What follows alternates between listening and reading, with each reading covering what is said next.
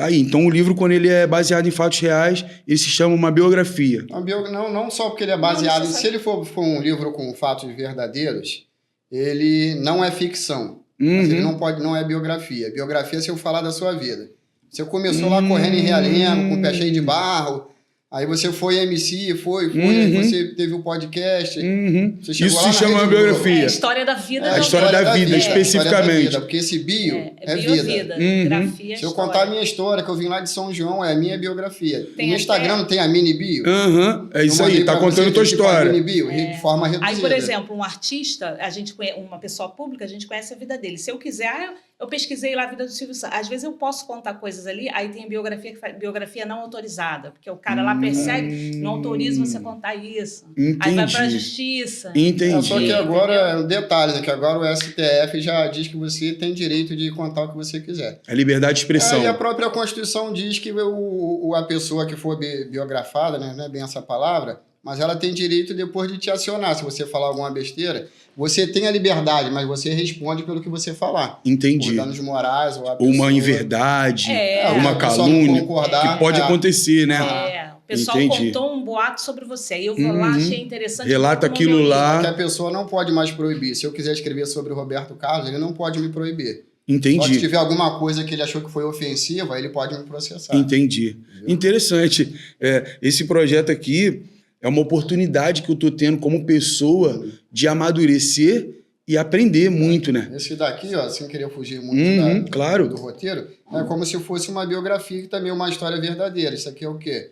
É um testemunho de fé e conta, como eu falei com você, como ela foi mãe aos 49 anos de idade. Acabou sendo a biografia reduzida da vida do Isaac. Desde o tratamento, aqui conta desde os primeiros dias que nós fomos na clínica fazer o tratamento. Descoberta da gestação. Pô, é muito interessante. Tanto o livro quanto o procedimento, né? Porque eu falo que os pais, a mãe e as mães não têm oportunidade de ver a concepção como a gente viu desde o primeiro momento.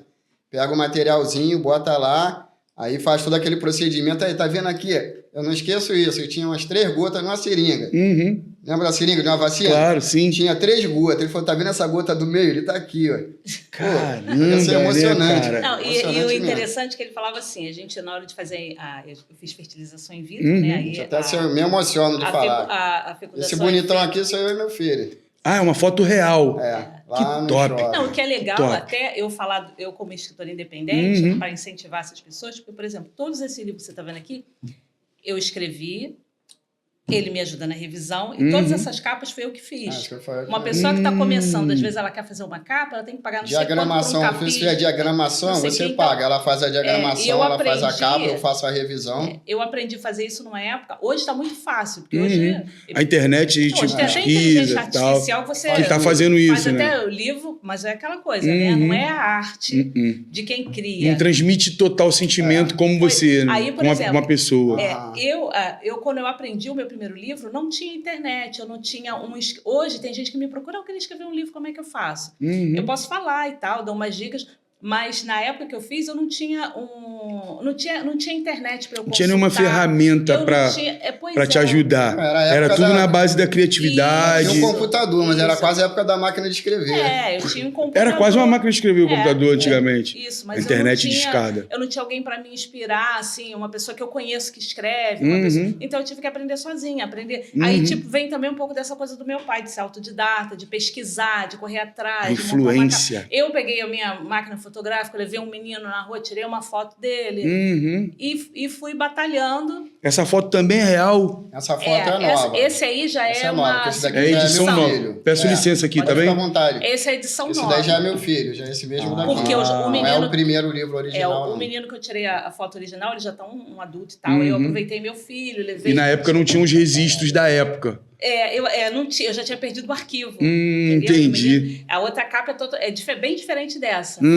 Mas aí eu fiz e tal, tirei. Até uma fotógrafa, quando olhou a primeira foto que eu fiz, falou: caramba, você teve uma sacada legal, você fez isso aqui. Combinou ali com o conteúdo do livro. Esse aí foi mais de improviso numa segunda edição.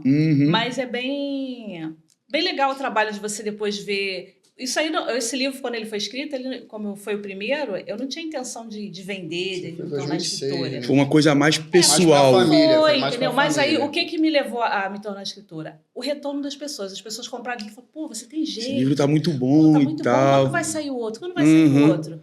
E eu deixava isso porque era um dom meu desde criança, eu nem valorizava isso, pra ser sincera. Eu escrevia lá, mas deixava guardado, não tinha vergonha que alguém lesse, eu me sentia assim, exposta, né? Tinha uma insegurança no começo? Tinha, muita. Aí o primeiro que eu fiz foi assim, depois mais tarde. Quando eu engravidei, meu filho teve esses problemas e tudo, as pessoas falavam assim, agora você tem que escrever sobre seu filho.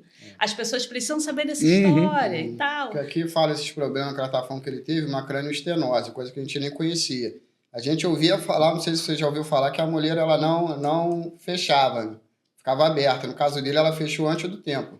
Mas a gente vê também, eu deixar uma mensagem, né? A importância de você acompanhar as crianças, pelo menos no primeiro ano, sempre no pediatra, né? O pediatra foi olhando, até que um momento ela mandou a gente procurar um neuropediatra e depois, futuramente, um neurocirurgião, que conta também essa experiência nesse livro aqui. Isso aqui é um livro grande de testemunho de fé.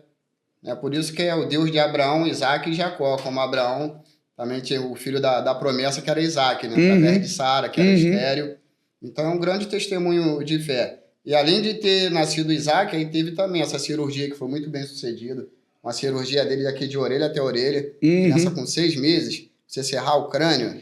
Poxa, cara, é muito delicado. Pô, E como foi para vocês viver? Nossa. E como foi para vocês viver essa experiência? Então, deixa ela falar como foi para ela. Foi, na verdade, quando ele nasceu, eu percebi alguma coisinha ali, aquela intuição de mãe. A mãe sente, né? Aí mãe eu é algo comentava surreal. com ele falava, aí os médicos vieram porque ele tinha a O cabecinha. pessoal brincava muito, porque os médicos falavam assim, a cabeça dele é grande. Aí ele falava, olha a cabeça do pai.